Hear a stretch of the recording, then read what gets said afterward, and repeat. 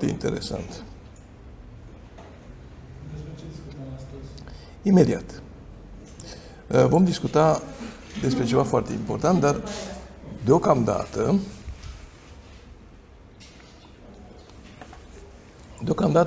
vreau să vă arăt ceva ca să înțelegem ceva.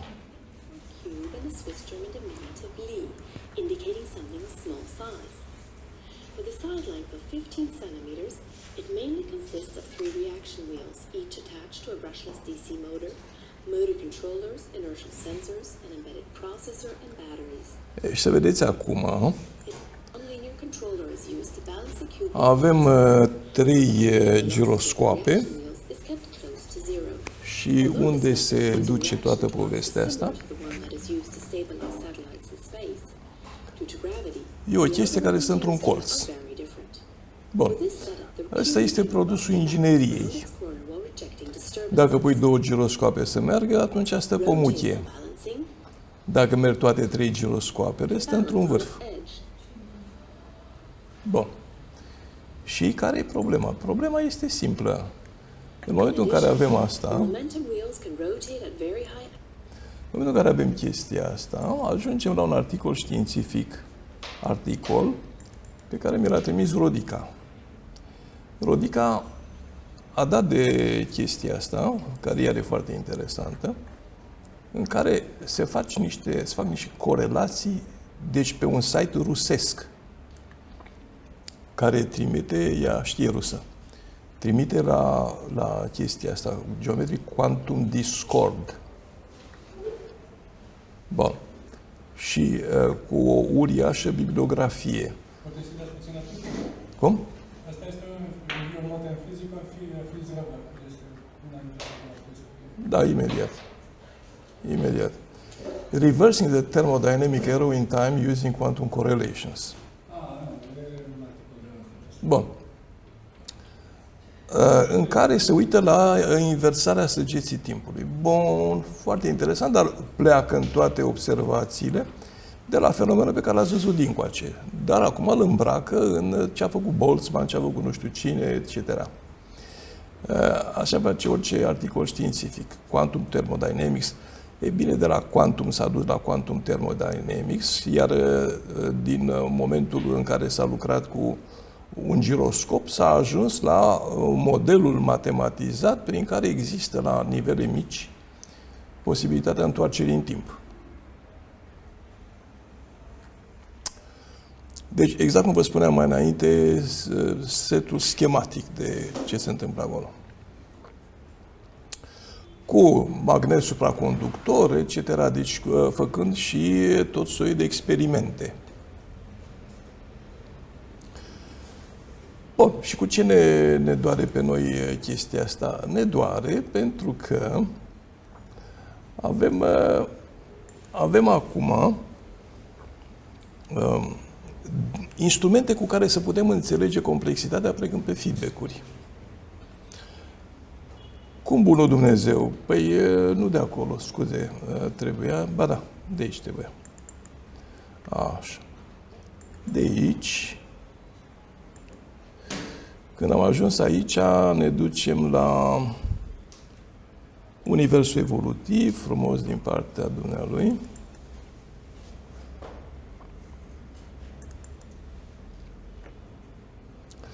Ok, îl mărim. Intrăm un pic, în care tot studiul ăsta este făcut pe feedback-uri și vedem că aici se întâmplă niște generatori care îmi generează, sunt identici cu cei de aici, dar care în momentul în care sunt câte 2, nu câte 1, dacă ne uităm mai bine, formează niște grupări care sunt 2, ok? Deci, de la ăsta, cu câte 2, vine ăsta și cu ăsta la altul. Cu alte cuvinte, materia are un comutator cu 2 poziții în care poate genera în continuare generații de materie. Foarte interesant. Adică, mergând pe logica asta, începem să vedem că chiar merită și să-ți bați capul ca să ajungi la ceva nou. Deci noi avem acum o parte, din câte v-am explicat în primele cursuri, care se referă la un univers fizic, fără să fie fizică. Deci sunt primele niveluri primare în care se generează universul, iar începând de astăzi, intrăm în ceva mult mai complex, mult mai complex, pentru că nivelele astea de fractalizare duc din ce în ce mai sus, din ce în ce mai sus, și ajungem, să spunem, să lucrăm pe asta pe 3 nivele, ajungem să înțelegem coerența nu de la fizic direct, ci mergând pe fenomene mult mai vaste. Bun. Tip 1, tip 2, tip 3. Bun, drăguț. Deci, există o coerență pusă pe mai multe nivele de granulație care ne permite nouă să înțelegem fenomenele. Asta este partea extraordinar de interesantă. Rămân pe ideea veche cea pe care v-am arătat înainte, că există faza A, faza B. Pentru că noi, dacă ne uităm la această chestie care e simplă, dar uităm un pic mai atent, observăm că aici avem un ciclu care pentru mine arată ca un giroscop, un al doilea giroscop, un al treilea giroscop, care îmi dau pe porțiunea asta o mișcare care are stabilitate de stabilitate, și că mai am încă 2 giroscoape, acesta și cu acesta, bun? Care sunt componente a unui giroscop mai mare. Adică eu pot judeca toată povestea asta tehnologic și ajung la, schimbând unghiul de vedere, la Kubrick, pot crea o tehnologie folosind aceste giroscoape care să aibă o stabilitate maximă. Bun. Asta se întâmplă cu o idee nouă. O vezi aplicată în domeniul A, devine aplicabilă în domeniul B. Se duce înapoi la teorie și teoria respectivă îți permite ție să faci, să judeci din multe puncte de vedere. Da. Deci, apropo de gâlceava voastră cu mecanica cuantică. Oricum se extinde. Mult peste definiție. Mult peste definiție. Și ieșirea din plan în 3D, ce efect are? Ieșirea din plan în 3D e o chestie extrem de interesantă și de complexă, pentru că eu dacă rup aici planul, după această linie, și îl îndoi, vârful ăsta ajunge aici, de pildă, atunci latura asta va deveni o săgeată aici, latura asta devine o săgeată aici și intru în altă dandana pe care o să o vedem imediat. Generează structuri de tip cristalin? Generează și structuri de tip cristalin, adevărat. E foarte interesant cum generează structuri de tip cristalin, uitați-vă bine.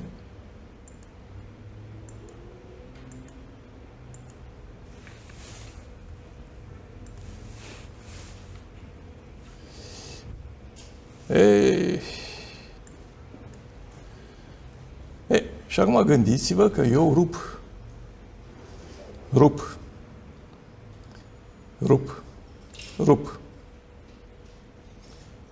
Și ajung să mă stabilizez unde punctul ăsta se duce aici.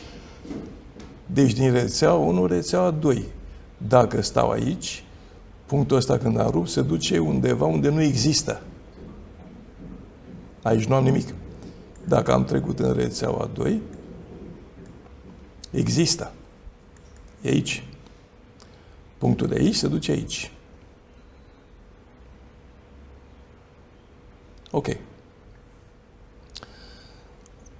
Deci vă spun astea de la bun început dinainte, ca să nu luați lucrurile după definiție clar, pentru că fiind vorba de mai multe nivele de complexitate, eu pot, rupând pe diverse direcții, să creez contexte noi. Le fac tridimensionale, le fac în diverse lucruri, dar în momentul în care stau liniștit, lucrurile se așează tot așa. Deci pot să revin la starea anterioară, păstrează potențialul anterior. De asemenea, mă uit la o săgeată, săgeata asta de aici, să spunem, sau asta, oricare. Săgeata asta mea duce informație, dar informația mea are cel puțin două faze în stadiul cel mai de jos. Dacă este o informație generatoare, ea poate să-mi dea o fază bună și încă o fază care e nebună.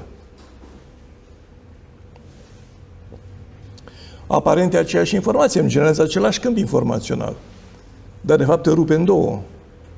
Îmi generează cu totul și cu tot altă poveste.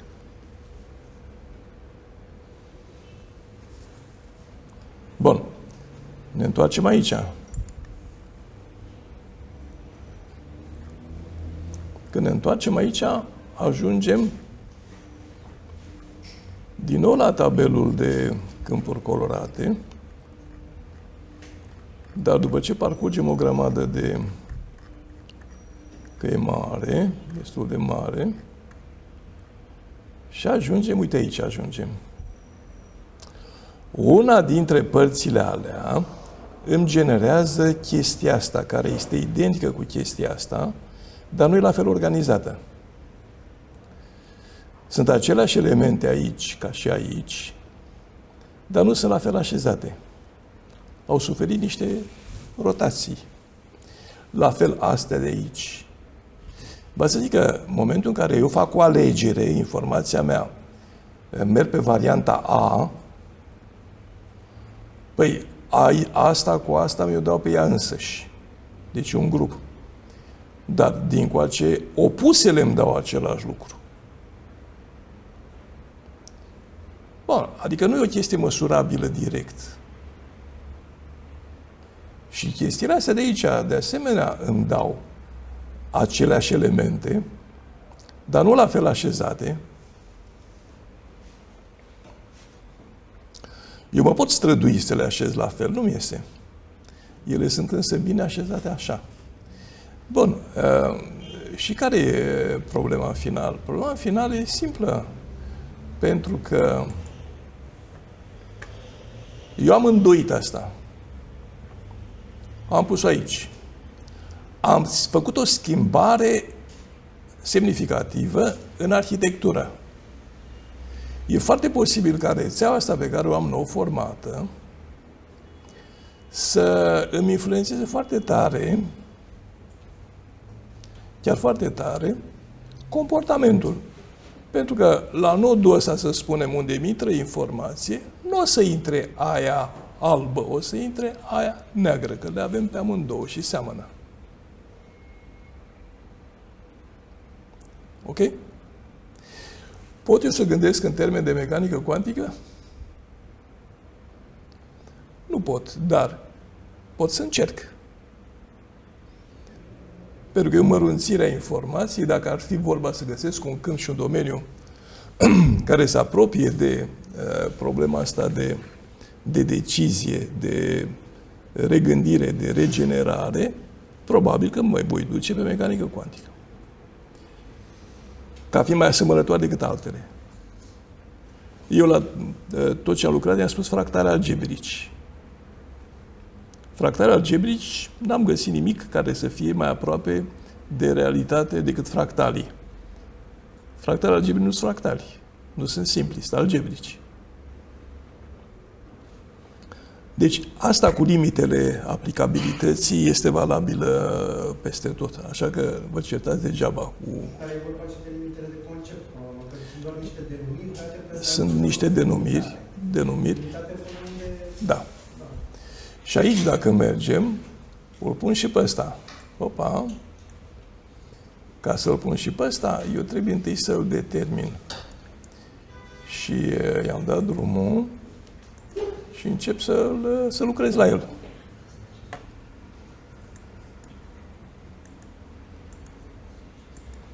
Ăsta văd că nu mai merge. Nu mai vrea. Ok, dar chiar nu e important. Am înțeles ideea.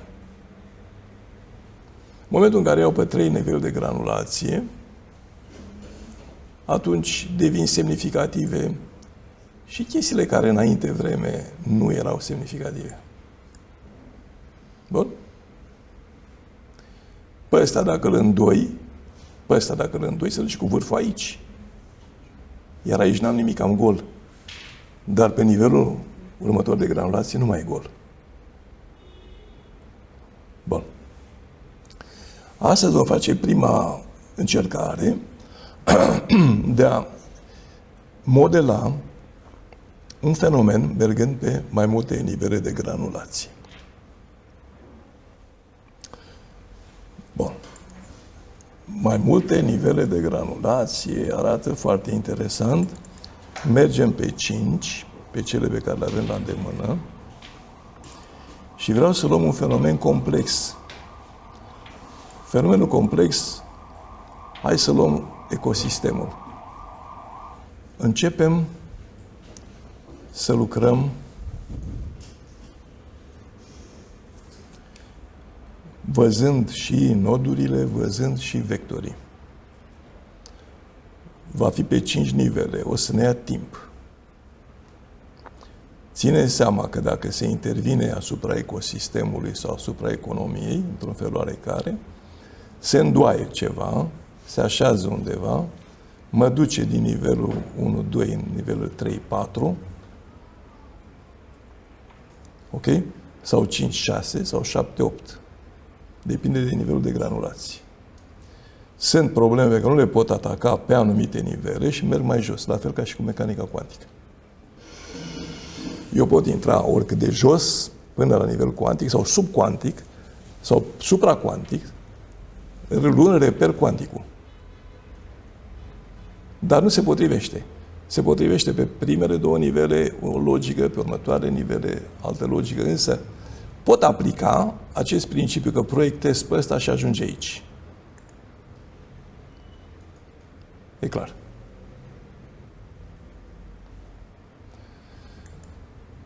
Da. Ia uitați ce frumos ajunge aici. Dintr-o rețea într-o altă rețea. Bun. Rămânând cu, vedeți, asta le găsesc pe un nivel, pe asta le găsesc pe al doilea nivel și vedem cum se îndoaie. Deci putem începe acum.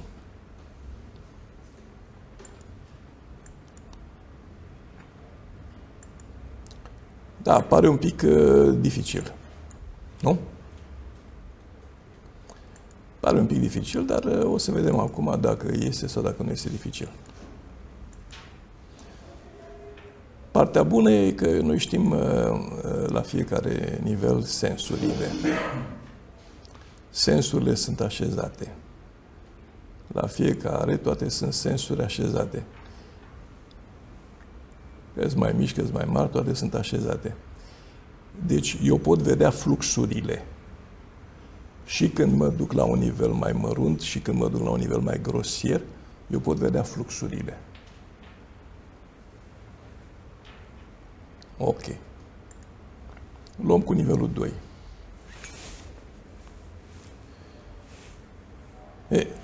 De aici până acum a fost gâlceava, de acum începe munca. Munca e dificilă. Gâlceava e gratis. De pe rețeaua 2 pornesc pe rețea. De ce pornesc pe rețea? Pentru că deja am aici crize fiscale în economiile cheie.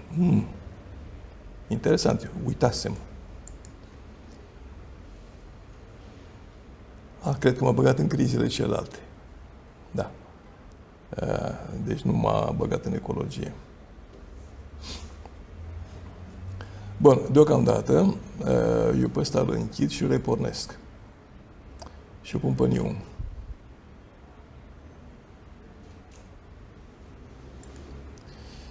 Deocamdată, dacă înțelegem că nu avem pe ce să ne certăm din cauza punctelor de vedere, pentru că ele sunt oricum mai multe, complexe și destul de stranii.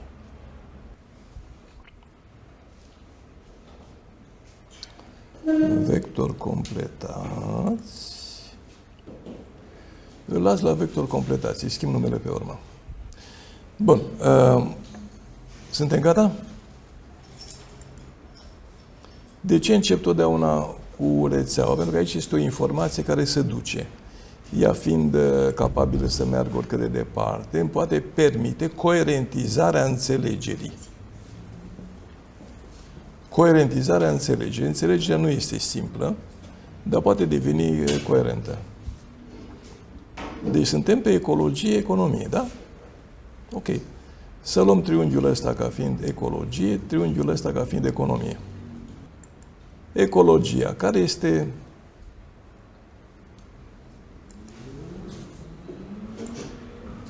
se pare că n-am noroc. Nu e nimica. Îi dau save as ecologie, economie și o să modificăm conținutul. Ecologia. Care este baza ecologiei? Care e sursa ecologiei?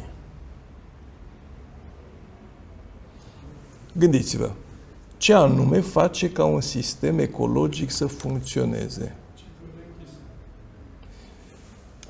Corelarea informațiilor echilibrante. Ok? Deci corelarea informațiilor echilibrante. Dacă plecăm de la acest lucru, ne dăm seama că de fapt orice specie e necesară. Ele își corelează eforturile. Asta toți ecologii bagă mâna în foc până la umăr, că așa este, pentru că cunosc. Care este senzorul? Senzorul ecologiei. Amprenta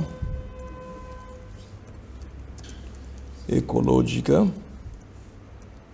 0. Deci un sistem ecologic bine făcut lasă o amprentă 0. Bun? Nu poluează. Care este decidentul ecologiei? Decidentul. Evoluția adaptativă. Suntem de acord până aici? Ne uităm în istorie și vedem că ecologia s-a adaptat în permanență, a scos noi specii, a creat noi organe ca să poată adapta la nevoile dezvoltării. Mergem pe economie. Care e sursa economiei? Sursa economiei.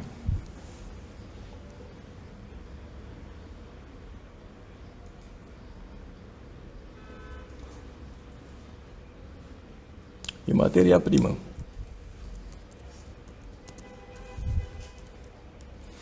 Noi nu dezvoltăm economie pe orice, ci pe ceea ce considerăm ca fiind materie primă.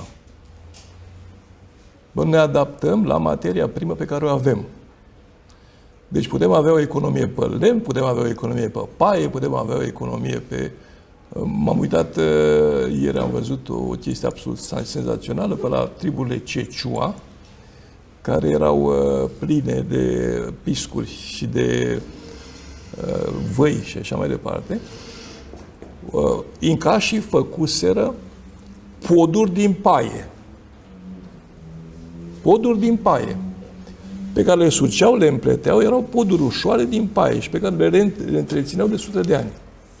Când se strica câte o șuviță de aia de paie, deci să faci poduri din paie pe care oamenii treceau dintr-o parte într-alta, era pe economia paiului.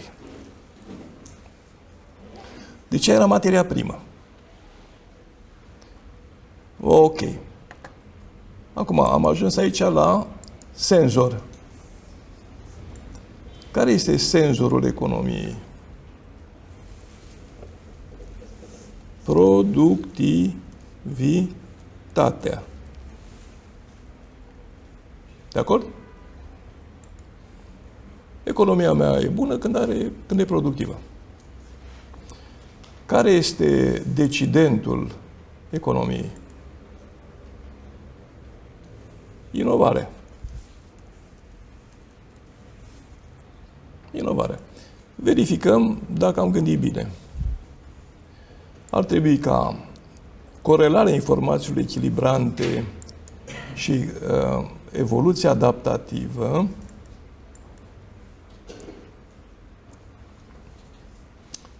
să-mi genereze amprentă ecologică zero. Ok. Amprenta ecologică zero și cu corelarea informațiilor echilibrante ar trebui să-mi genereze evoluția adaptativă.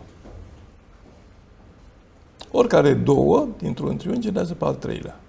La fel dincoace. Productivitatea și materia primă trebuie să-mi genereze inovare.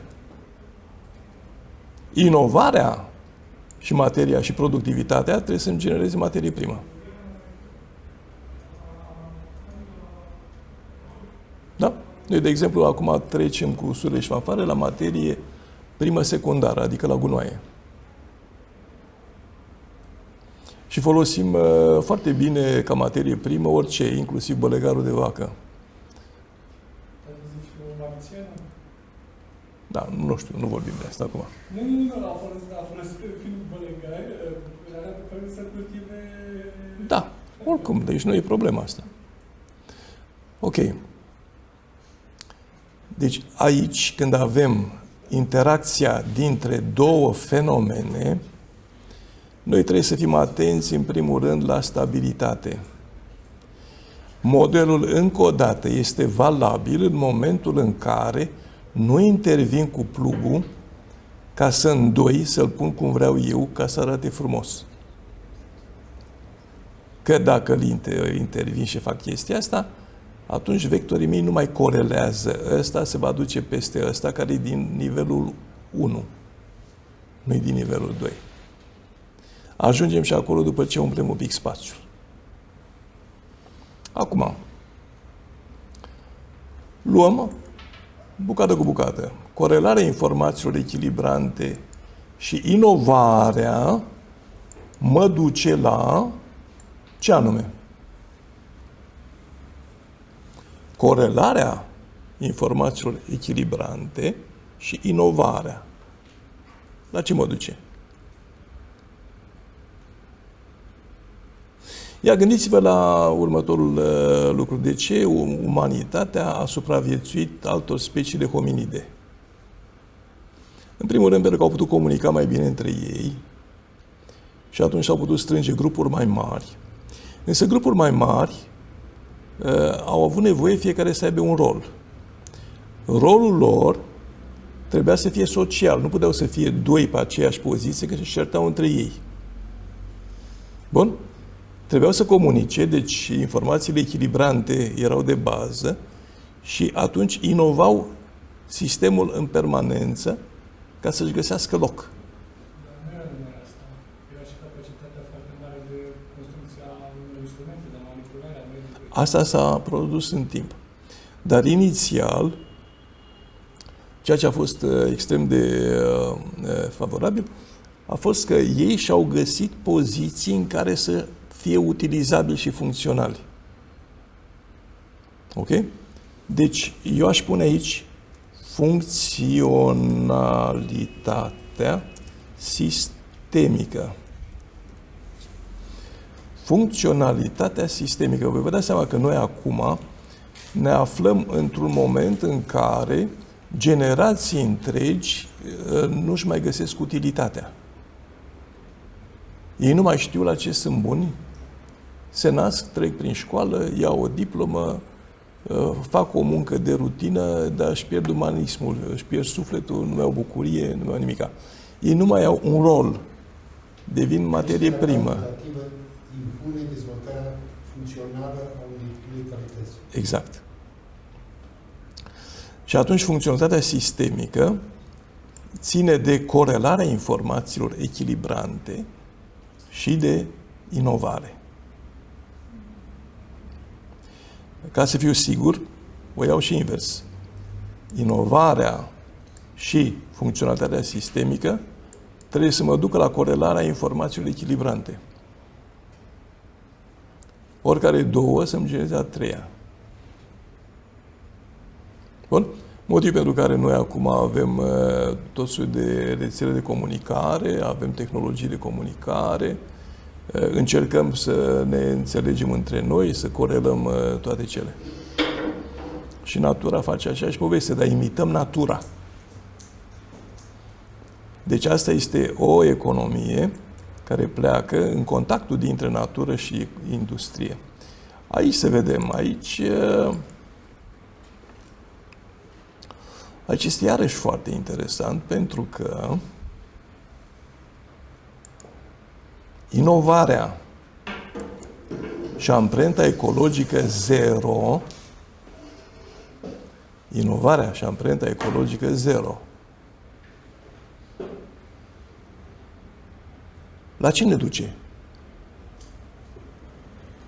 Aici. Da? Copierea patentelor naturii. De acord? Știința se cheamă bionică.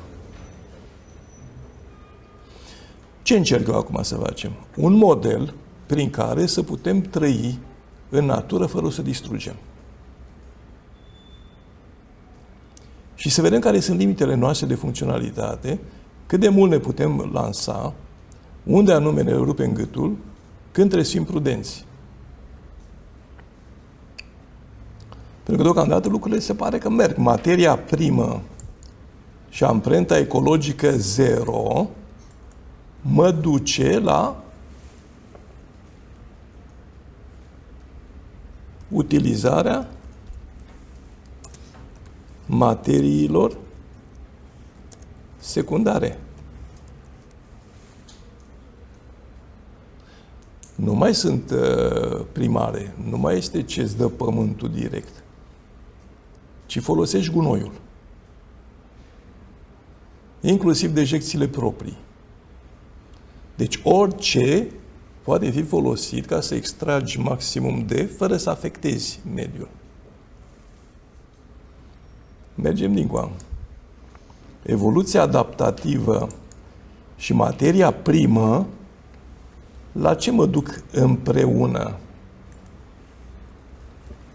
Împreună. Evoluția adaptativă. Nu sunt materii secundare, cred că este materie rezultate din procesul de lucrare a resurselor primare. Da. Pentru că și noile materii create la rândul lor au efecte secundare ca și produsele secundare care Da, se acumulează. da. Și ce ne așteptăm? Și astea au efecte. Dar când merg pe nivele 3-4 de granulație, eu găsesc circuite care să mă scape de efectele negative. E foarte important. Evoluția adaptativă și materia primă mă duce la ce mă duce? La noi materiale neinvazive.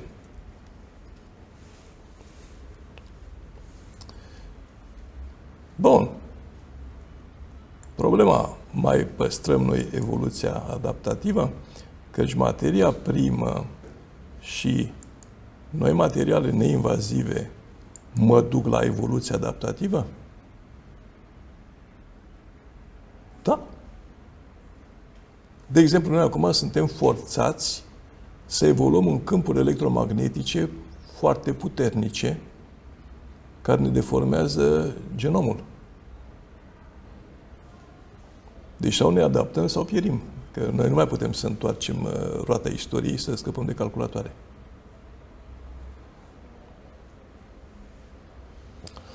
Dar, invers, evoluția adaptativă și materiile neinvazive mă duc înapoi la materia primă? Mă duc, dar la ce manieră? La manieră conservativă.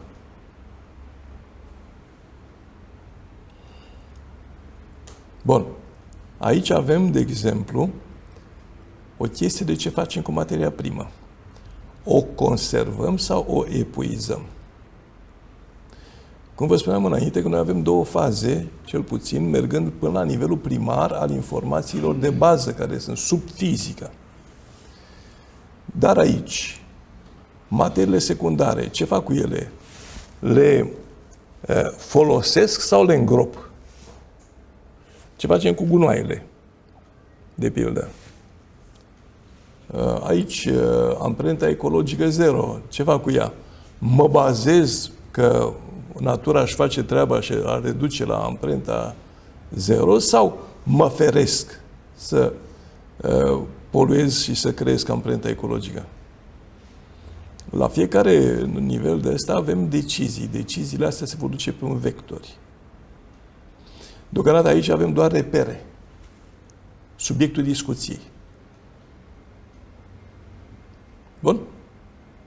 Dar să nu uităm că aici avem și partea albă și partea neagră. Cum decidem? Tot ce vine în fluxurile astea va lua valoarea pe care o dă decizia din nod.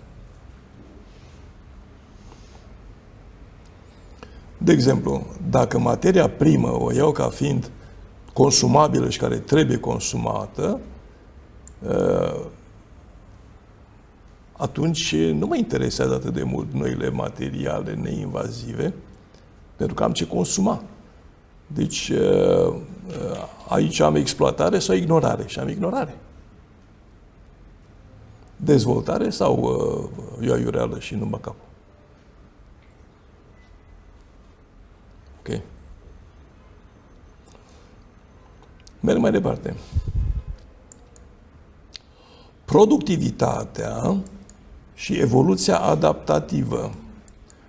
Productivitatea și evoluția adaptativă, la ce mă duc? Împreună.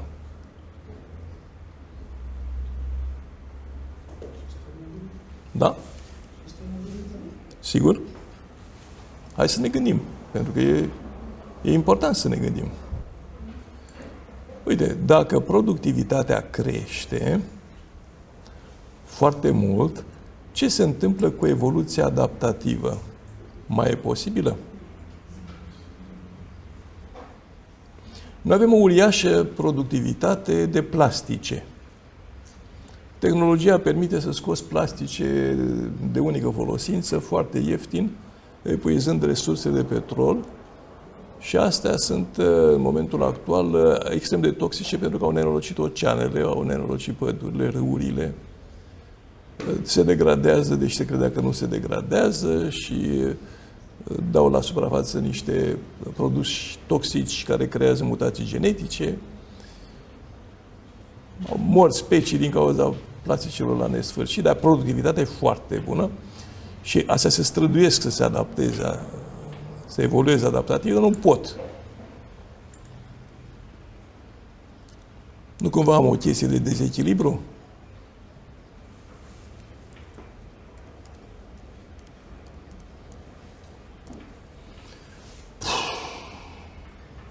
Ok. Deci am o chestie de dezechilibru. Să vedem dacă e corect. Dezechilibru și productivitate mă duce la evoluția adaptativă? Și aici am două lucruri, evoluție sau involuție. Momentul în care speciile încep să moară, înseamnă că avem parte de involuție. Ăsta este doar reperul.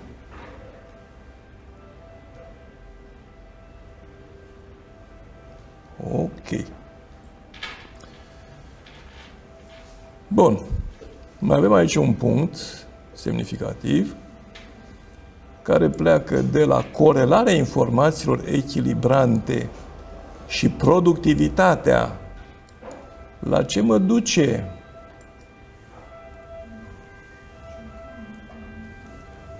Corelarea informațiilor echilibrante și productivitatea. Atenție mare!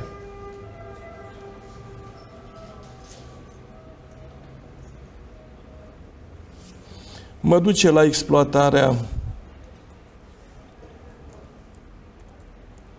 sistemului.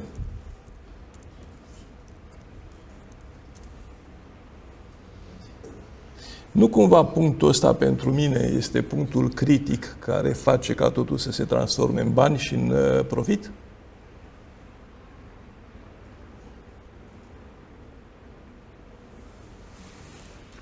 Pentru că eu corelez informațiile echilibrante, dar nu le folosesc ca să le respect, ci ca să le exploatez. Bun, eu pun aici profit.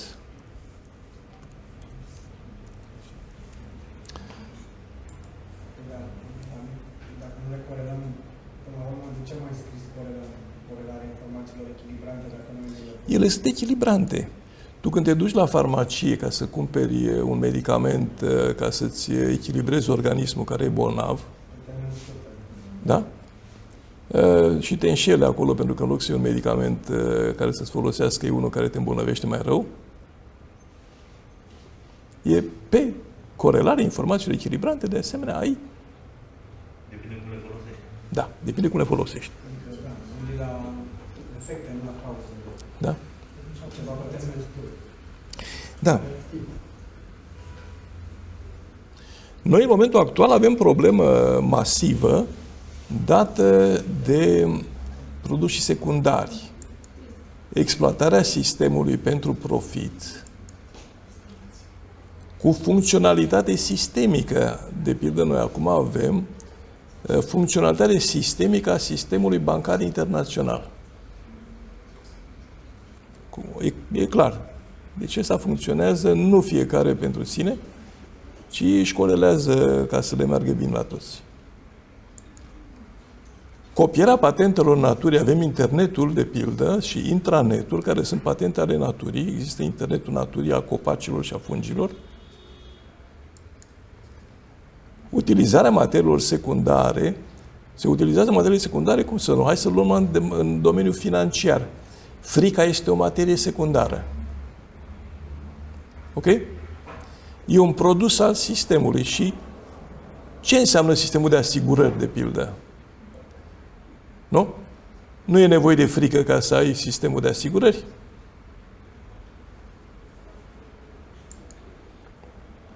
Noi materiale neinvazive, bun? Tu îți cumperi un telefon mobil, aparent nu este invaziv, te joci cu el, după o vreme bagi de seamă că te-ai încurcat și că ai făcut un cancer cerebral, dezechilibru. Deci, vedeți, aici încep problemele mari la nivel de decizie.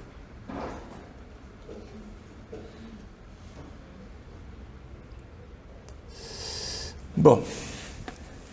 Mă opresc momentan, rămân atât aici, pentru că vreau să văd cum arată din punctul ăsta la altul de vedere, care punct de vedere este super interesant, mai ales că dacă ne uităm bine, toate sau aproape toate punctele pe care le-am bifat înainte, în prima rețea, se găsesc în centrele celei de-a doua rețea. Vedeți, ăsta este centru pentru acest hexagon.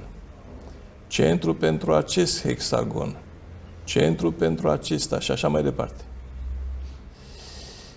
Dacă nu fac chestia asta, a doua rețea n-are centru. Dar eu fac să se învârtească în jurul unui centru indus, virtual.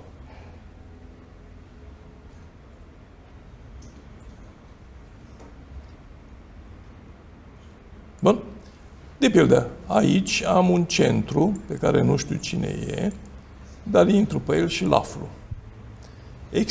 Exploatarea sistemului profit. Super. Dincoace nu am profitul, nu există profitul, dar mi se creează o rețea întreagă în jurul noțiunii de profit.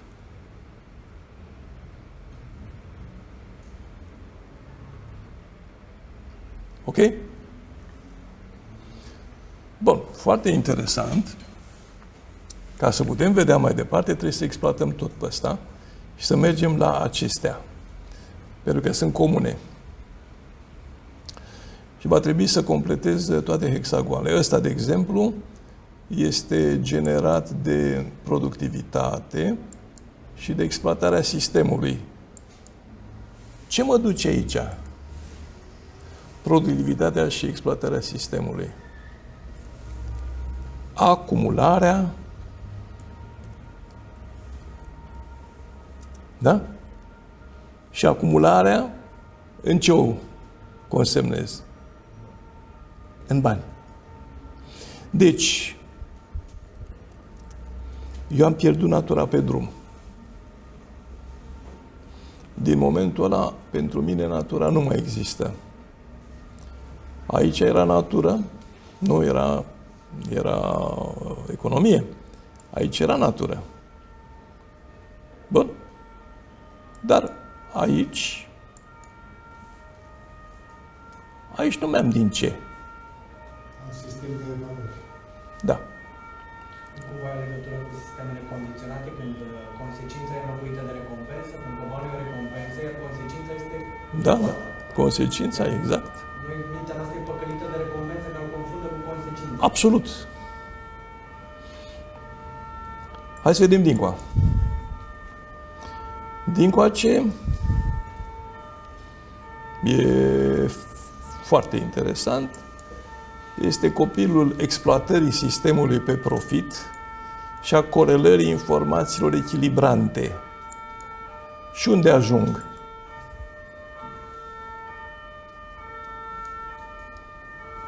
La măsuri fiscale. Ia gândiți-vă. Ați fost vreodată într-o țară străină și ați trăit acolo mai multă vreme? Care ați fost în America, de pildă? Când? 96-2016.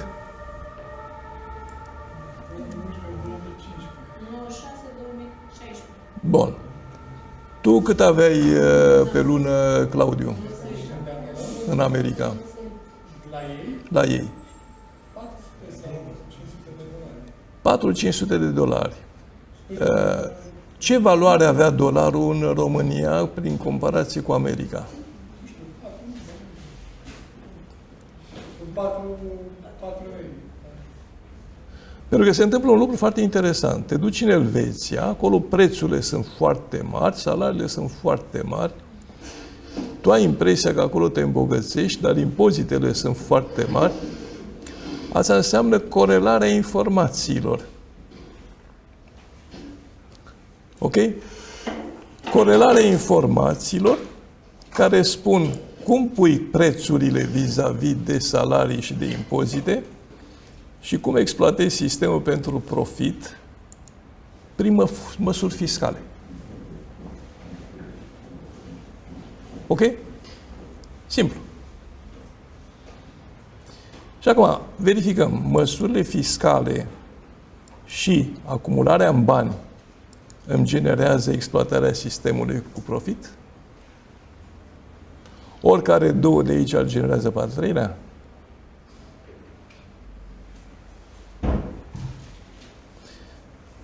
Da. Deocamdată rămân pe astea și mă întorc aici. Pentru că în clipa de față am la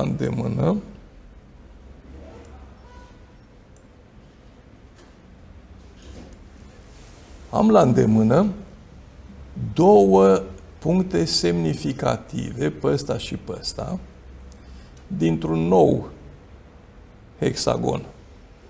Vreau să-l vedem pe acest nou hexagon până la capăt.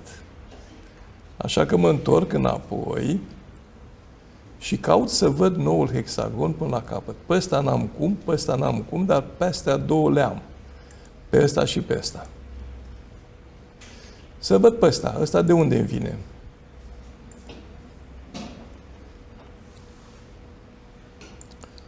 Exploatarea sistemului pentru profit și funcționalitatea sistemică, la ce mă duce? Vreau profit și funcționalitatea sistemică.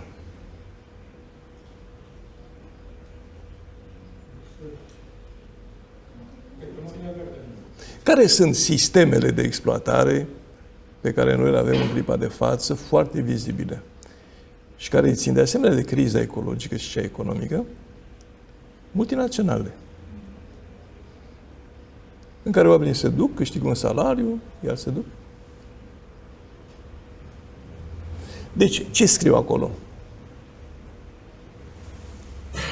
Da? Munca salarizată cantitativ. Nu calitativ, nu corelativ, cantitativ, punct. Bun. Dar dincoace, ce-o fi având? Dincoace am iarăși ceva interesant, pentru că vine din dezechilibru și exploatarea sistemului pentru profit. Ce îmi generează? Noi avem dezechilibru pentru profit? Da. Cum să nu? Se provoacă crize pentru a putea fi manageriate. E cea mai profitabilă dintre toate acțiunile. Da? Deci, crize... Noi reglementări, noi condiții de funcționare. Crize provocate pentru profit. Spuneți-mi, vă rog frumos, una care nu e făcută pentru profit. Al celui care a provocat criza. Bun. Ce se întâmplă, de pildă, dacă tu creezi o criză războinică?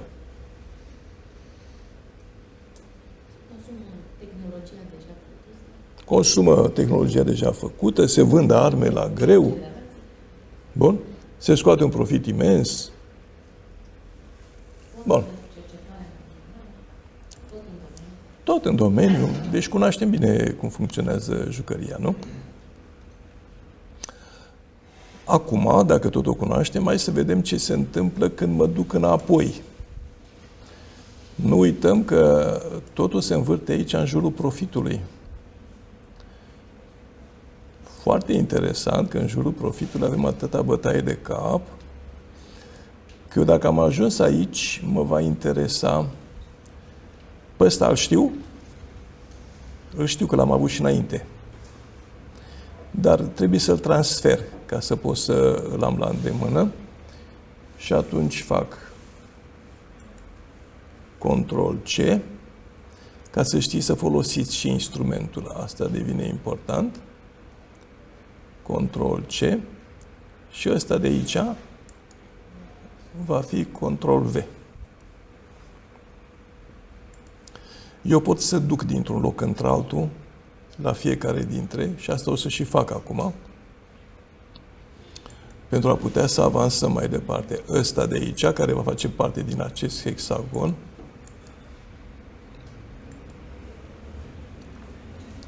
Ctrl-C, îl pun aici Ctrl-V, îi dau Save procedura o să o folosiți la fiecare bucată în parte. Mai erau asta de aici. Ăsta, Ctrl-C. Mă duc și dau Ctrl-V. Și ultimul pe care îl aveam de luat în considerație era ăsta de aici. Ctrl-C.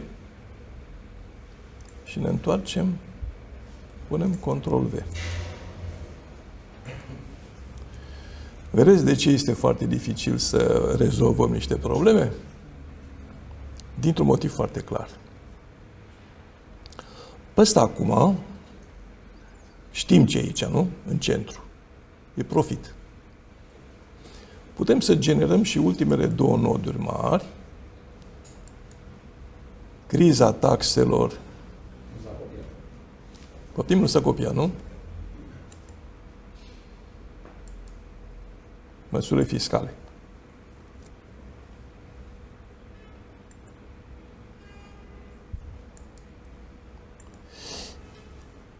E foarte interesant că o să vedeți că aproape se suprapun noțiunile pe care le șterg cu cele pe care le pun.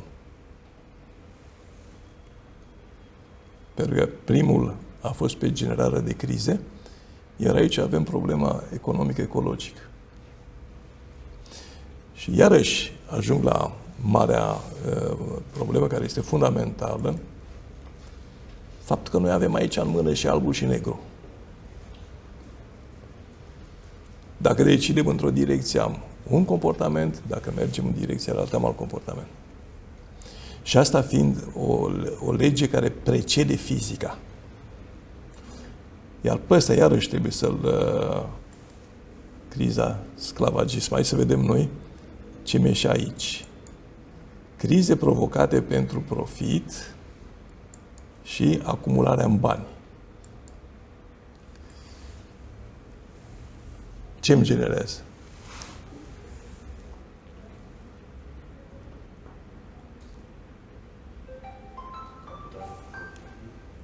Manipulare. Da?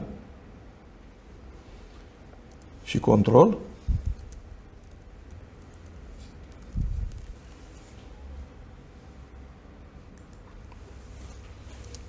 Și aici am profit în centru.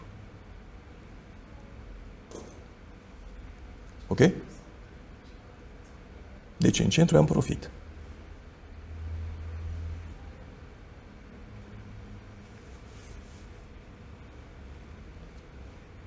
La fel se întâmplă cu toate.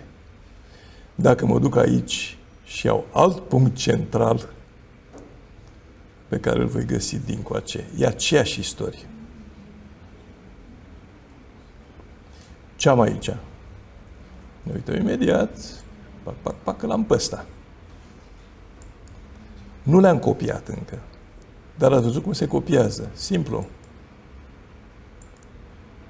Îl iau de aici, îi pun copy, mă întorc dincolo și pun paste, dacă am nevoie. Dar aici nu mai am. Îl am pe nivelul altul.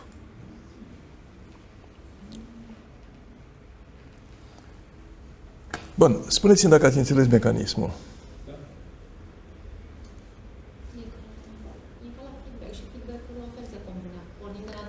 Cu o singură remarcă. Când mă duc pe 1, tendințele guvernelor sunt să urmărească profitul, pasta și pasta. Dincoa sunt rețelele internaționale care își conduc toate afacerile, difuzând semnale. Ați băgat de seamă că și reclamele comerciale sunt la fel în diverse țări. De fapt, nici mai traduc, le pun direct în limba de origine.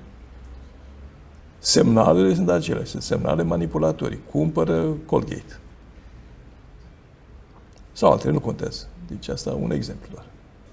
Deci acum avem o imagine și asupra coerenței spațiului informațional, dar și a deciziilor. Cum se iau deciziile.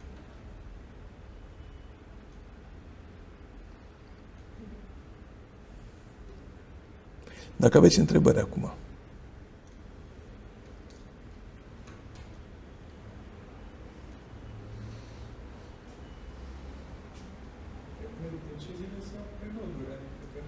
Deciziile se iau pe noduri și se duc pe vectori. Da, și interacționează local cu vecinii lui. Da. De exemplu, iau în marcea asta. Am aici corelarea informațiilor echilibrante care se duce la măsuri fiscale. Puh! Pe m-a rupt. Din momentul în care am făcut chestia asta, eu am aici 2 cu 2. Deci, am 4 tipuri de informații pe care le am la îndemână. Corelarea informațiilor echilibrante sau dezechilibrante, care se duc la măsuri fiscale pozitive sau negative, am 4 tipuri de decizii. De la echilibrante către pozitive, de la echilibrante către negative, de la dezechilibrante către negative sau către pozitive, am 4 tipuri de decizii.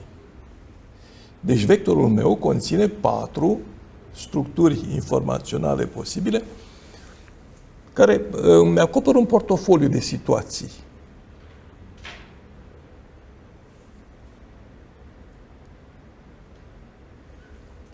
Ok? Ce va conține informația despre vector? Păi, acum, în funcție de situații, e o adaptare. Mai departe, eu, de exemplu, dacă îndoi pe ăsta și îl pun aici și voi merge cu vectorul care anterior îmi pleca de la exploatarea sistemului pentru profit către acumularea în bani, merg dincoace, el nu va mai fi de la exploatarea sistemului pentru profit la acumularea în bani, cum era pe vremuri, va fi de la exploatarea sistemului pentru profit către acumularea în bani. Tot bun, foarte bine. Numai că aici, în clipa în care fac o îndoire, punctul cu acumularea în bani mă va duce aici. Iar acesta aici, cine e ăsta? Acumularea în bani. Mă va duce aici. Și centrul ăla, pentru mine, înseamnă manipulare și control. Deci, când am făcut îndoirea asta, eu voi avea manipulare și control care se leagă direct de acumularea în bani.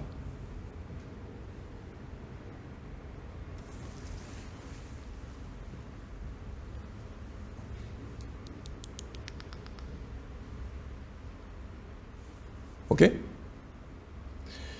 Bun. Și atunci voi avea politici verzi, politici roșii. Poți avea manipulare pozitivă, poți avea manipulare negativă. De exemplu, eu am manipulare pozitivă în clipa în care vrei să trezești spiritul oamenilor, să zicem. Să-i faci să dorească să fie mai deștepți, mai buni, mai... Clar.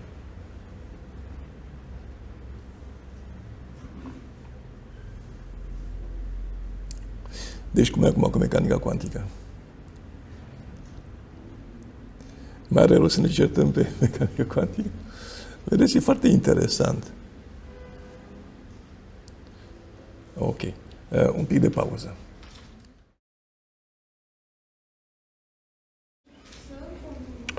Deocamdată, cel mai important lucru este să învățăm logica de gândire.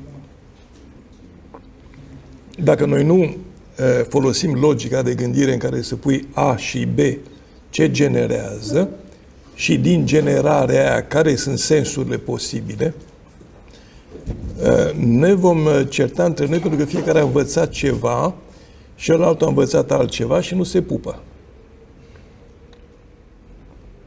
Deci nu reușește să se așeze lucrurile pentru că unul zice într-un fel, altul zice într-un fel, nu au o coerență în gândire și în aprecierea situației. Pe urmă, eu aici am luat un exemplu simplu, dar îl avem ca antrenament. Pentru că ideea de bază este ca la final, acest sistem pe care o să-l primiți cu toții, să lucrați pe el, să mă ducă la momentele în care granulația mea devine mai fină,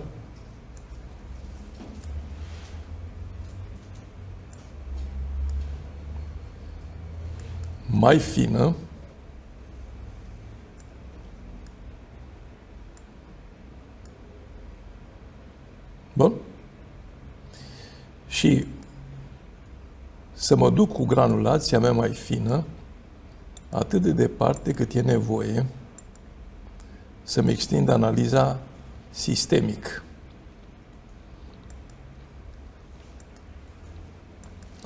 Dacă nu o fac, n-am de unde să știu cum se comportă sistemul. Deocamdată, marea problemă pe care o avem la nivel mondial este incoerența acțiunilor și traducerea greșită a intențiilor.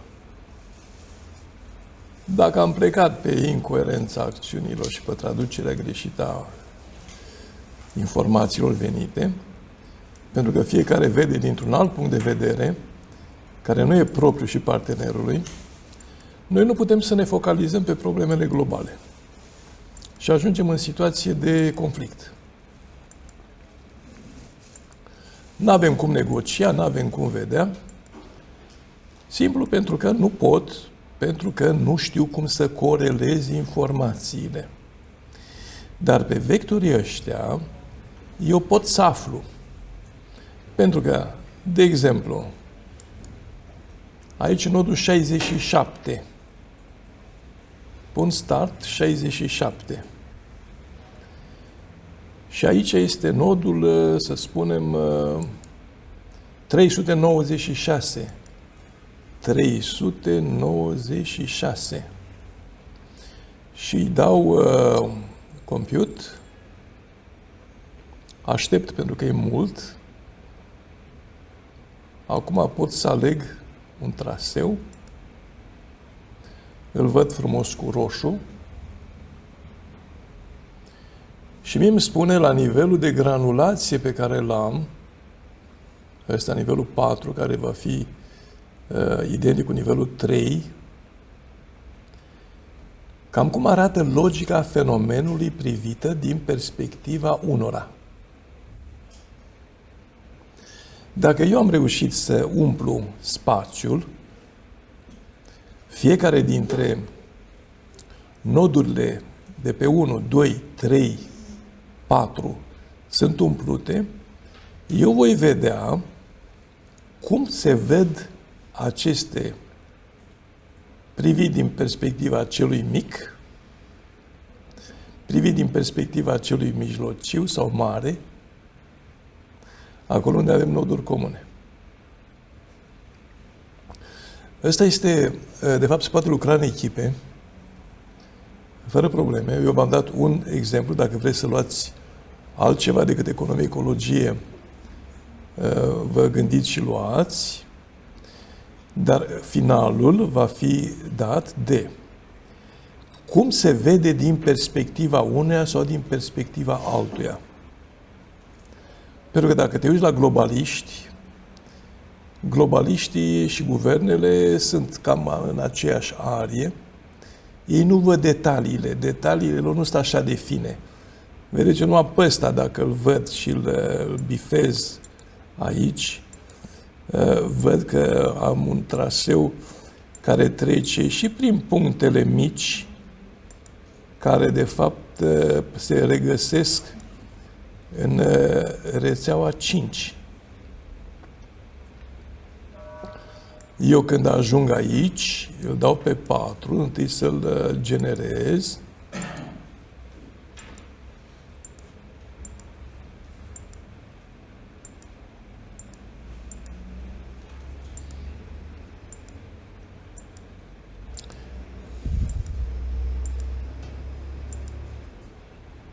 L-am generat. Eu voi găsi că parte dintre punctele alea atinse pe 4 se găsesc pe 5.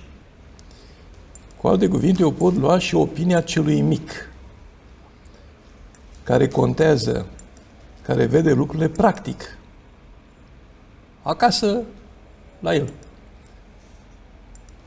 Da? Moromete, care întreabă pe ce te bazezi și eu cu ce mă aleg.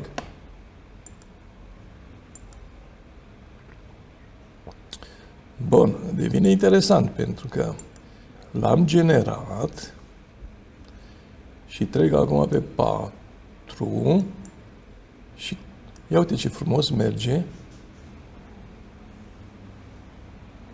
și la nivelul mic. Bun? Numai că la nivelul mic mi-am apar niște punctulețe noi care îmi spun, da, dom'le, tu vrei aia, dar uite, trebuie asta și trebuie asta ca să iasă ce vrei dumneata. Ok? Și aici, ca să mergi de aici, ai nevoie de pasul ăsta și de pasul ăsta. Sau, dacă nu poți direct să mergi de colo-colo, înseamnă că ai un drum ocolit care să te ducă, pe care nu l-ai văzut înainte.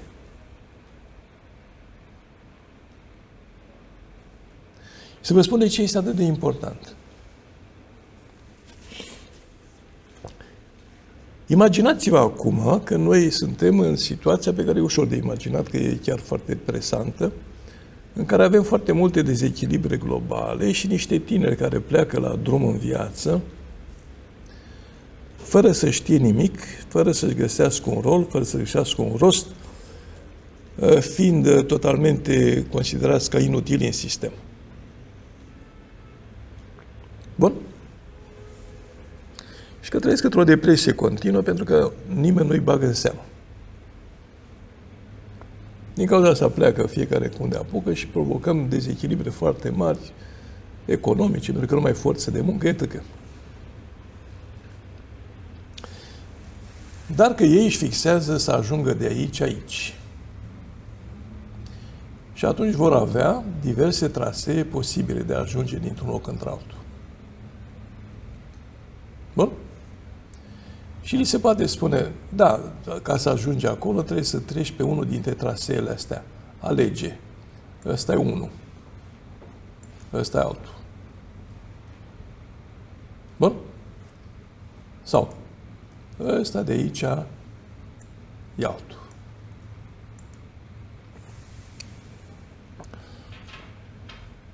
Ok. Și eu găsesc încă un traseu. Am trasee care mă duc dintr-un loc într-altul. Și copilul ăla sau tânărul ăla are opțiuni. El trecând prin sistem și fiind încărcată baza de date cu ceva, am încărcată cu chestia asta.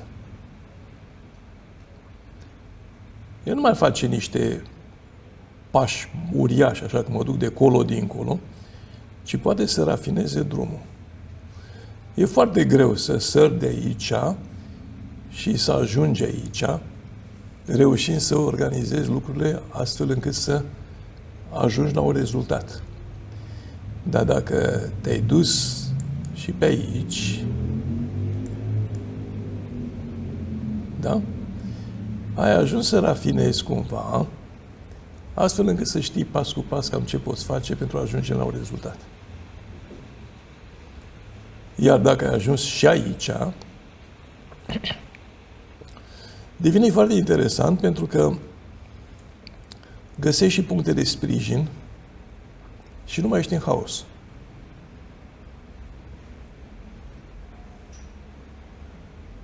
Ok? E mult, să știți. Aici se va lucra zdravăn.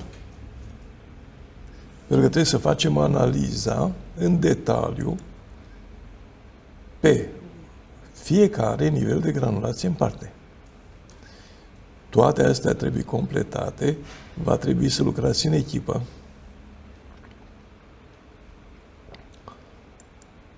Coordonate cu astea de aici, făcând și analiza. Dacă vine nu știu ce, război mondial, să zicem, orice. Bun, unde găsesc eu o astfel de situație posibilă? Poate fi generat de crize provocate pentru profit?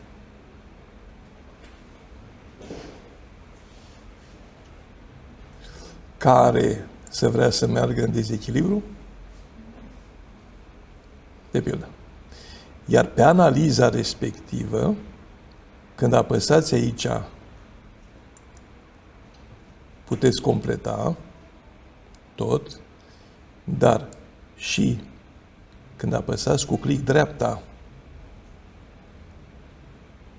veți vedea vectorul ce are, bucată cu bucată, cu bucată, cu bucată. Gândindu-vă și la context, la problemă, la soluții.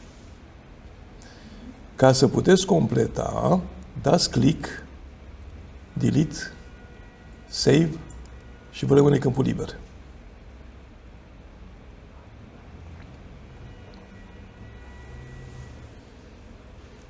Bun? Deci ăsta este un prim exercițiu de cum poate funcționa o rețea profesională, profesionistă, în analizarea problemelor și în descoperirea soluțiilor. Mergând cu răbdare și la microscop.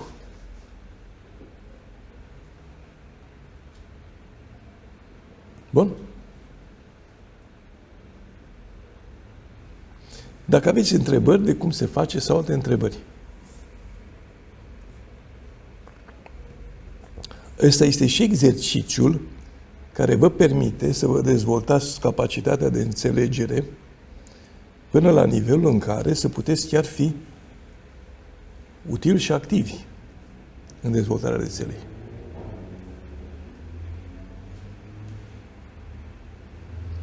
E clar că o să vă trebuiască cunoaștere.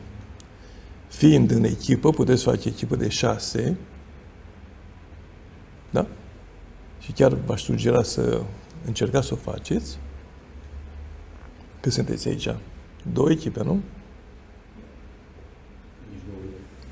Ajung.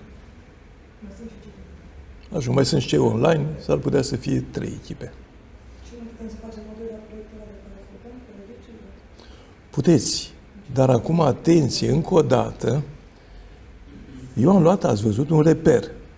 Relația ecologie-economie, pe care noi, dacă nu reușim să o restabilim cum trebuie, o dăm în bară. Și nu poți da în bară de multe ori, pentru că ecologia nu te ține la nesfârșit. Propunerea de proiecte pe care le vreți voi le alegeți, puteți să faceți. Ăsta vi l-am propus. Vreți să luați, luați. Ioana se gândește la un proiect cu religiile.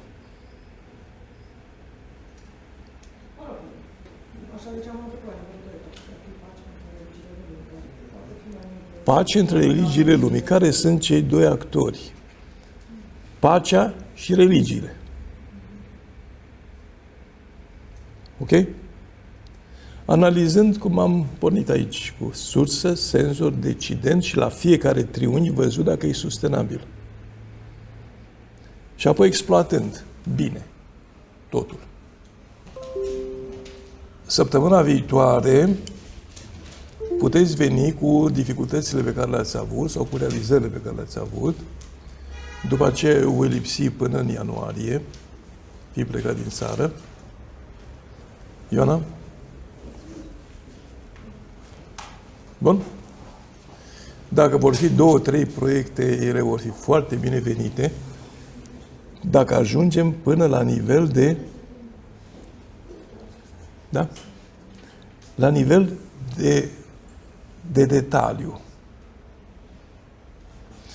Pentru că, dacă ați văzut și ați văzut, când le iau din gros așa, de la grămadă, orice drum de ăsta este abrupt. Nu e un drum simplu și la îndemână. Pentru că liniile sunt mari, corect? Și dacă pun două coordonate aici și vreau un drum, îmi dă drumul fără probleme. Hai să vedem aici două coordonate, 65 și 33.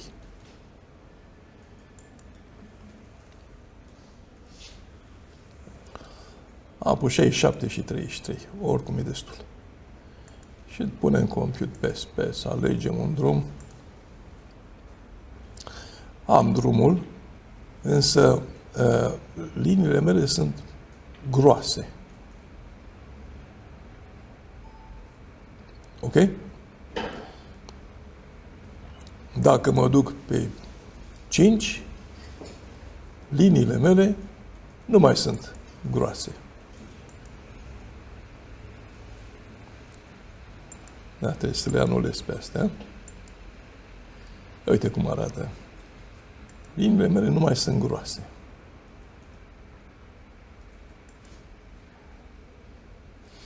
Aici deocamdată nu poate calcula. Să știți că dacă pun bifez roșu, oricum, se vede că nu mai sunt groase, sunt mai fine. Mă duc din aproape în aproape.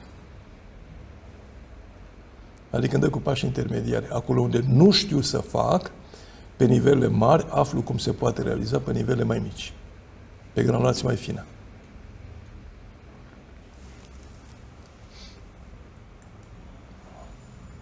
Întrebări? Noi lucrăm pe nivelul 2 pentru că e un nivel mai accesibil de la care se pleacă zumarea yin și out. Da, pentru că noi în clipa de față suferim două tipuri de presiuni. Presiunea informațională externă, dai drumul la televizor, vezi toate documentarele cu Polul Nord, de pildă, da? Și cât de frig o să fie, pentru că, probabil, oamenii trebuie să obișnuiască cu ideea de frig, pentru că va fi o iarnă foarte geroasă. Bun? Și atunci, în loc să-i sperie, le dă documentare cu frig.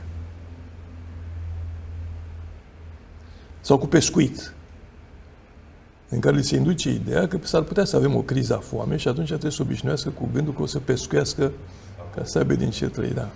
Deci e interesant. Și care merge pe rețele de tipul ăsta. Ele se duc peste tot. Se duc peste tot. Sunt prinse la vârf, nu pe laturi. Când te duci la chestii de genul ăsta, ai problema de cooperare. Ele pot coopera. Chestia asta se rezolvă dacă cooperează aceste 6 puncte. Vă încarc acum ceva care este deja făcut pentru a putea înțelege mai bine și pe ăsta vă sfătuiesc să-l și studiați cu atenție, pentru că veți înțelege cum funcționează și rețeaua. Avem partea de schimbare de granulație, care ne rafinează percepția, și partea de trimitere și de cooperare, care ne rafinează percepția. De exemplu, ăsta e criza guvernamentală, care este asociată totdeauna cu chestiile astea, care ar putea să rezolve criza guvernamentală dacă sunt bine formatate. Nu? Ce îmi facem? Rezolvă băgând o administrație represivă? Guvernele fac asta. Consideră că da. Mafia? Instabilitatea administrativă? Da. Bunul plac. Reușesc să supraviețuiască făcând abuz. Bun? Deci astea sunt, dacă mă duc dincoace, găsesc același tip de informație, numai că problema mea, hai să mă duc, uite, aici, nu știu ce e, am educație obligatorie care nu are taxe și oferită tuturor. Cum să faci chestia asta? Cum poți să oferi așa ceva? Nu mai sunt lucrurile groase, sunt lucrurile mai fine. Deci nu mai am vectori de aia groaznici. Bun? Și îmi scrie cum se obține educația aia. Educație orientată către cunoașteri relevante și abilități capabile de a antrena puterea de gândire, etc. Deci astea sunt educația alternativă și online. Deci îți spune, pay it forward, dă mai departe ce ai învățat, programele care pot permite credite transferabile,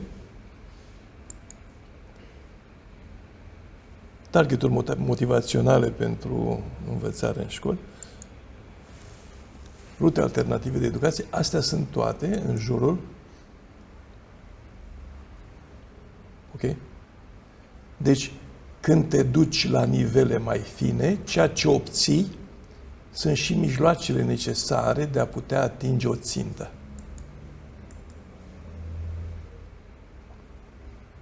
Iar pe asta o să le vedeți. Ele se repetă câteodată, când sunt apropiate, se repetă în două cicluri. Ăsta este pe educație și reguli sociale și aici avem cum se obține. Model de societate, etc.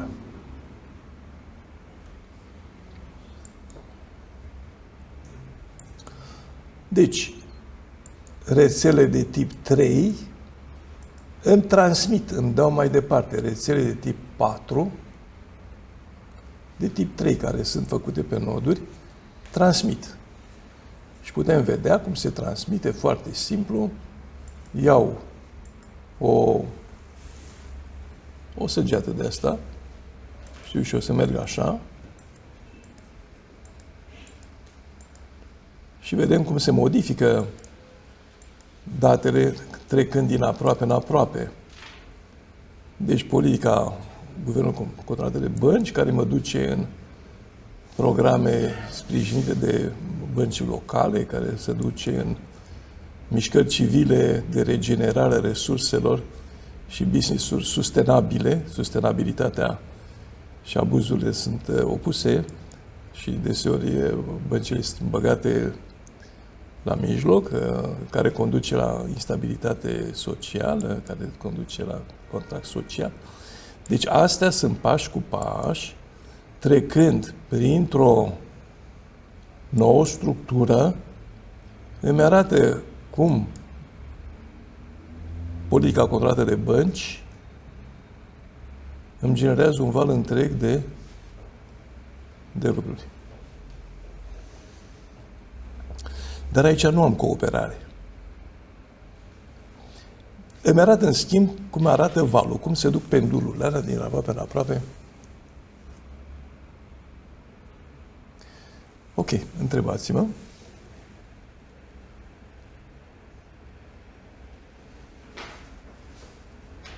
E greu? Cred că săptămâna viitoare să fie după ce mai Da, da. Sunt perfect de acord. Deocamdată eu v-am pus aici câteva lucruri drăguțe, previziunile lui Kurzweil, numai că una e când vezi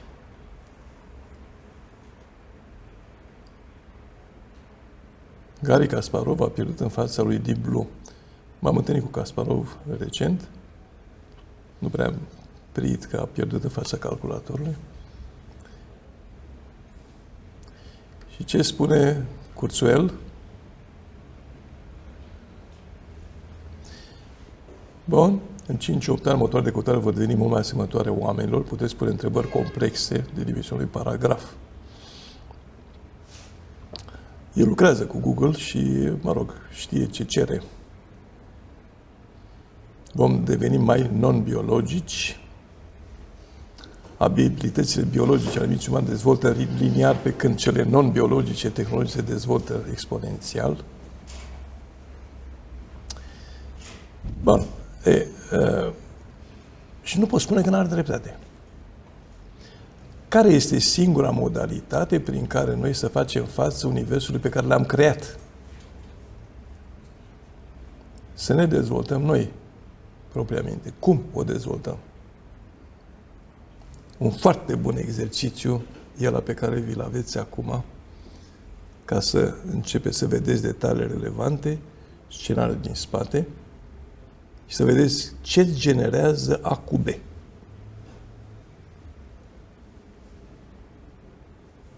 Eu atât am putut face. Dacă se va prelua și va merge mai departe, putem discuta despre un viitor cu sau fără tehnologie. Dacă un biologic va putea ține pasul cu un om biologic. Da, va putea ține pasul și tot ce înseamnă viitor va putea să fie predictibil, sustenabil și cu decizii pe rețea. Rețeaua profesionistă care va lucra în nodurile respective va putea analiza problemele. Va putea să descopere care e soluția optimă. Niciun fel de administrație nu poate face chestia asta. Da, o rețea colaborativă. Da.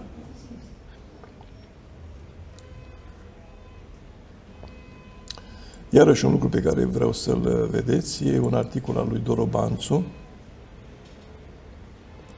în care începe cu Hristos. Andrei Dorobanțu e fizician.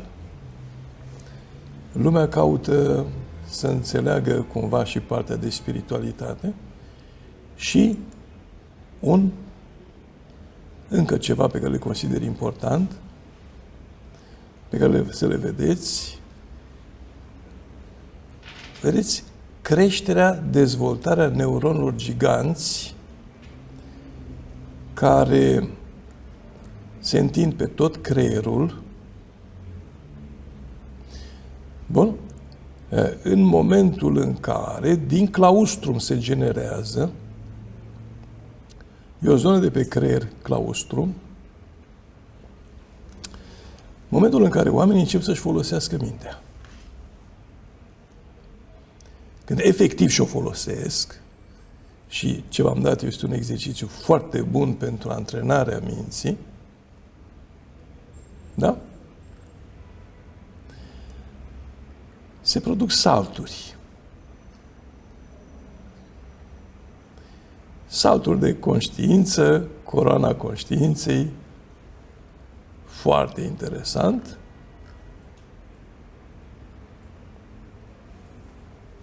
Bun. Ceea ce ne arată că noi avem puterea să ne dezvoltăm, nu să ne prostim tot timpul și să evităm și crizele, să supraviețuim și tehnologiilor pe care le-am creat, mai mult chiar să colaborăm cu ele. Trecând pe harta conștiinței umane pe nivele superioare. Ăsta fiind și evident că schimbând distribuția IQ-urilor și folosind nu numai sistemul limbic, ci și creierul mare. Bun. Deci asta vi l-am pregătit. Nu știu cât o să vă placă. Când deschideți atenție, când intrați aici pe executabil, nu-l deschideți, îl puneți pe desktop. Că altfel se deteriorează. Luați de executabilul și îl puneți pe desktop.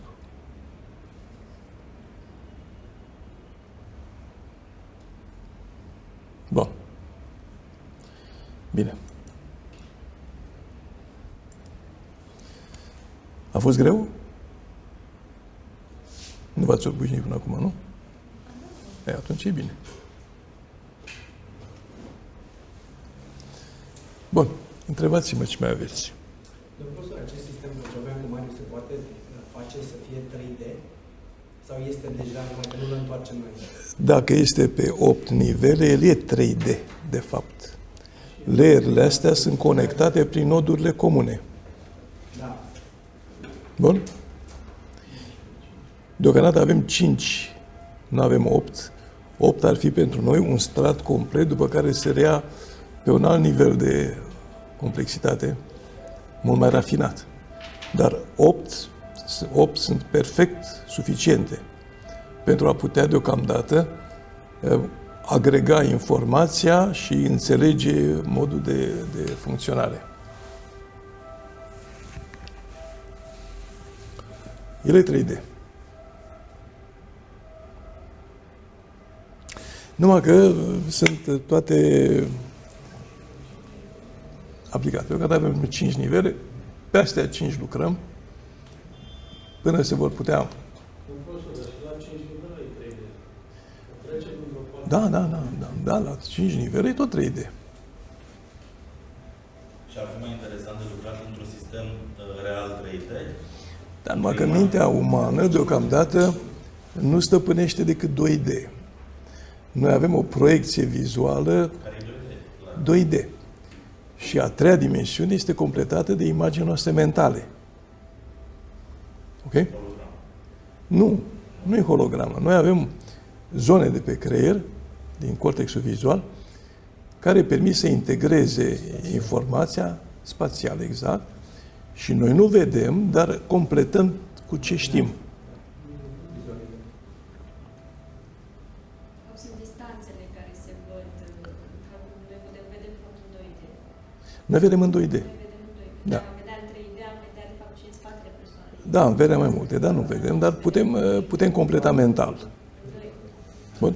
Deci eu dacă bag, să spunem că am face-o să fie 3D, va fi mai greu de perceput decât dacă iau layer cu layer. Ne-am împreună situație. Și apropo de ceva ce întrebam mai devreme, lucrăm în 2 și granulăm în 3, 4, 5, ca fiind de o finețe mai mare. Nivelul 1 e un nivel macro? Macro. Ok. 1 și 2 sunt macro, 3, 4 sunt mezo, 5, 6 sunt micro și putem merge mai departe, 7, 8 sunt pico sau nano. Deci ducem mai jos și toate informațiile relevante pe care noi le putem percepe deocamdată, că mintea noastră s-a ocupat de un anumit nivel de granulație al percepției, nu s-a dus foarte adânc, pot fi încadrate pe nivelul ăsta, dacă nu se poate repeta. Micro e de fapt zoom out, nu e zoom in. Nu? Mai depinde de perspectivă. Depinde de perspectivă, da. Eu văd că De unde pleci? Zoom in. Deci am impresia că se interferează. Ok. Zoom in, zoom out. Depinde cum vrei, pentru că dacă te duci foarte adânc, numărul de informații va fi mult mai mare. Ok? Tu vezi la nivel macro. La tine, vederea nu se face pixel cu pixel. Ok? E că te duci la nivel micro și pixel cu pixel, cum se face imaginea mentală, vreau să spun că cantitatea de informații pe care o folosești este gigantică. Bun?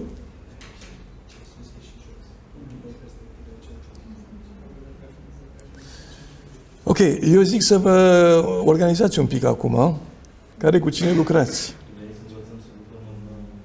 Da. Păi după ce nu știu dacă mai puteți sta un pic să vă facem chestia asta. Mai am 5 minute în care puteți să mai puneți întrebări.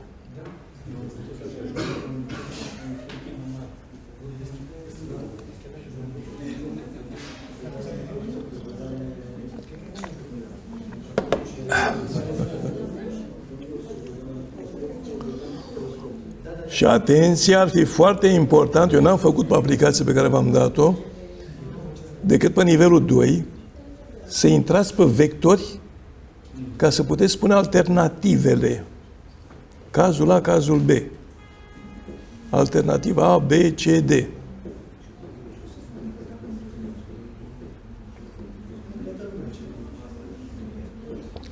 Știți de ce? Pentru că apar soluții acolo unde aparent nu există soluție. Dacă te uiți cu atenție.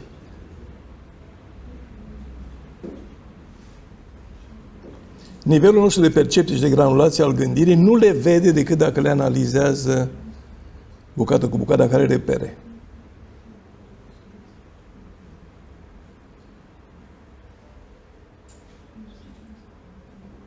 Bun? Probabil că în curând o să vă schimbați numărul la șapcă sau la căciulă. Nu e de bine. Nu e de bine. Sau dacă faci acomegalie și de bine. Nu, poate fi de bine. Dintre urechi. Și distanța. Cine știe? Suntem adaptabili. Ok.